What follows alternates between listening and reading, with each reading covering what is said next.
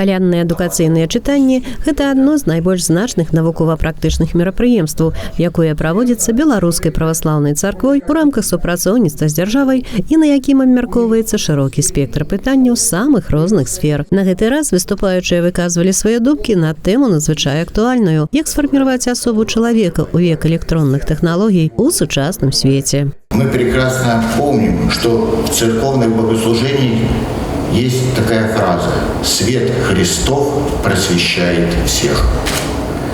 Именно божественный свет просвещает людей. Не наука, не знание, именно божественный свет.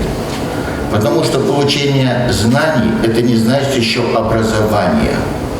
Тоже подменен смысл слова.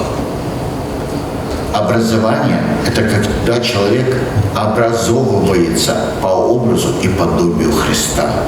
Когда он становится совершенным. Мы прекрасно помним, что в Священном Писании в одном месте только сказано «се человек», когда Пилат указывал на Христа. Вот этого образа и подобия мы с вами должны достичь. Аснову ўзаемаадносін з іншымі людзьмі і соцыумам чалавек выносіць з сям'і. Затым выхаваўчы працэс працягваецца ў садзіках і школах. Святары часта бываюць у адукацыйных установах, дзе сустракаюцца з дзецьмі і моладдзю.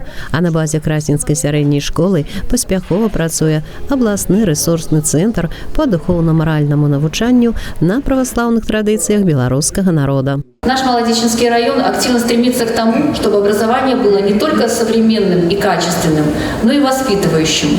Совместные проекты, уроки духовности, патриотические акции, работа с молодежью – все это те кирпичики, из которых складывается прочный фундамент личности, способный противостоять таким вызовам времени, как размывание семейных ценностей, информационная агрессия и духовная пустота.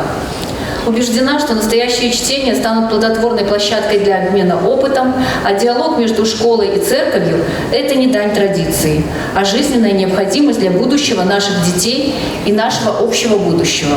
У сваім дакладзе доктар тэалогіі протаірэй Сергій Лепін звярнуў увагу прысутных, што ў хрысціянстве чалавек – гэта вобраз Божы, і ён заўсёды можа прыўзняцца над сваёй фізічнай прыродай.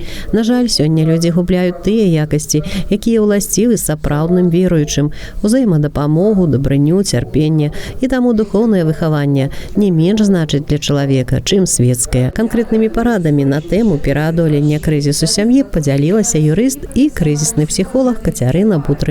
Если мы говорим про христианского психолога или христианского медиатора, это человек, в первую очередь, который базируется не только на своих профессиональных знаниях, но и, конечно, на своих ценностях. Так или иначе, работая с людьми, мы транслируем, даже если мы можем не говорить свои ценности, свою ориентированность. Если специалист ориентирует и верит в возможность сохранения семьи, и то, что семья другими способами должна справляться с кризисами, конечно, однозначно это приведет к более эффективному результату. Епархіяльныя чытанні завяршыліся канцэртнай праграмай. Выканаўцы падаравалі прысутным добры настрой сваімі выступленнямі, а Павел Данілаў прэзентаваў уласную новую песню «Чароўная зіма». Алла Маркелова, Алексей Андреевский, МКТБ.